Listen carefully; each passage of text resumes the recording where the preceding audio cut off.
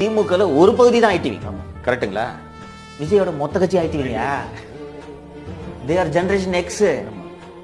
நம்மெல்லாம் வந்து அந்த காலத்துல லேண்ட்லைன்ல டயல் பண்ண போனு, ₹1 காசு போட்ட போனு யூஸ் பண்ணி, அதுக்கப்புறம் பட்டன் போனை யூஸ் பண்ணி, அதுக்கப்புறம் ஸ்மார்ட் போனுக்கு இன்னைக்கு வந்திருக்கிறோம். பிறக்கும் போதே ஸ்மார்ட் போனோட பிறகுறான்.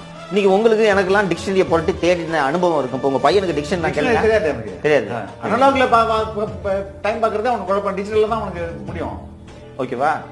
அப்படி இருக்கும்போது அந்த ஜெனரேஷன் விஜயோட ஃபாலோவர்ஸ், நமது வயது உள்ளவர்கள்லாம் ரொம்ப குறைவு விஜயோட ஃபாலோவர்ஸா இருக்கக்கூடியவர்கள்.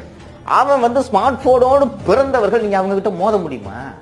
நீங்க அதே மாதிரி மற்றவங்க கிட்ட எல்லாம் பண்ற மாதிரி நீங்க விஜய் மீதும் ஆபாச தாக்குதலை நீங்கள் அள்ளி விட்டீங்கன்னா நீங்க அவங்க கிட்ட மேட்சே கிடையாது. அண்ட் அந்த ரொம்ப எனக்கு ஒரு மனது வருத்தம் அளிக்கக்கூடிய விஷயம்னா, நான் பல முறை சொல்லியிருக்கேன், தமிழகம் ஒரு அறிவார்ந்த சமூகம், தமிழ் மக்கள் அறிவார்ந்த மக்கள் அப்படின்றத நான் உங்ககிட்ட சொல்லியிருக்கேன்.